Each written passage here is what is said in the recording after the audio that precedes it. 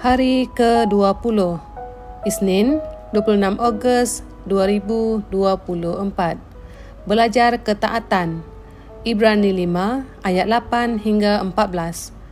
Istilah belajar ketaatan yang digunakan dalam Ibrani 5 ayat 8 tidak bermaksud Yesus memiliki kekurangan dalam ketaatan atau kepatuhan kepada Tuhan.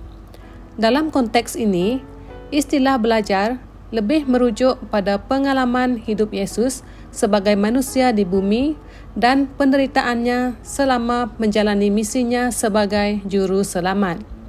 Yesus, sebagai Tuhan yang menjelma dalam rupa manusia, memilih untuk mengalami kehidupan manusia dengan semua kecenderungan dan penderitaannya.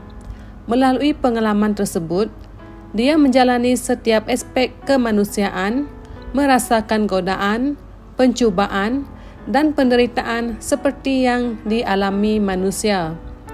Ini bukanlah proses belajar dalam erti kekurangan pengetahuan atau ketaatan, tetapi lebih sebagai pengalaman hidupnya sebagai manusia. Bagaimana dengan kita hari ini? Seringkali, dengan pelbagai cabaran, godaan, dan penderitaan hidup ini, membuat kita menjadi tidak taat dan tidak setia. Kita gagal untuk taat kepada pengajaran firman dan kehendak Tuhan. Akibatnya, kita tidak lagi setia kepada Tuhan gara-gara tawaran dunia ini. Sebab itulah, penulis kitab Ibrani berkata, makanan keras adalah untuk mereka yang matang dalam iman. Hanya seseorang yang matang secara rohani boleh terus mempelajari ketaatan dan kesetiaan.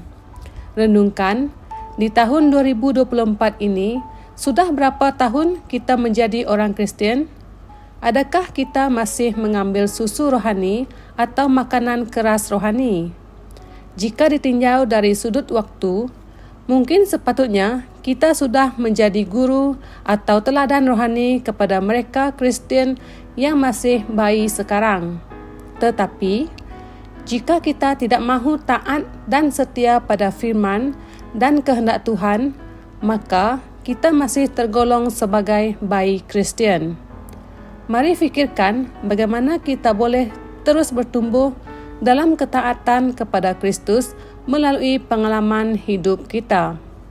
Juga, mari renungkan peranan kita dalam mengajar dan menerima ajaran rohani, dan bagaimana kita dapat membangun dan memperkuatkan satu sama lain. Doa hari ini. Tuhan Yesus, terima kasih atas firman-Mu hari ini. Tolonglah kami untuk bertumbuh lebih kuat dalam ketaatan dan untuk memahami kebenaran rohani yang lebih mendalam melalui Roh Kudus. Kami berdoa kiranya kerinduan ini akan membantu kami menjadi lebih matang dalam iman kami sebagai orang percaya dan untuk menjalani kehidupan yang tak tergoncangkan dalam perjalanan kami bersama-Mu. Amin.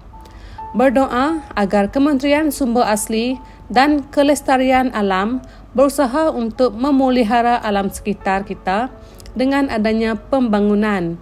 Ini akan menerima sokongan penuh daripada semua pihak berkepentingan untuk hasil yang berjaya. Berdoa agar sebagai ejen Tuhan di bumi, gereja akan belajar untuk menyampaikan nilai-nilai yang sesuai dan beretika dan mewujudkan kesedaran tentang pemeliharaan alam sekitar supaya generasi kita sekarang dan akan datang menjaga alam sekitar kita sebagai amalan harian.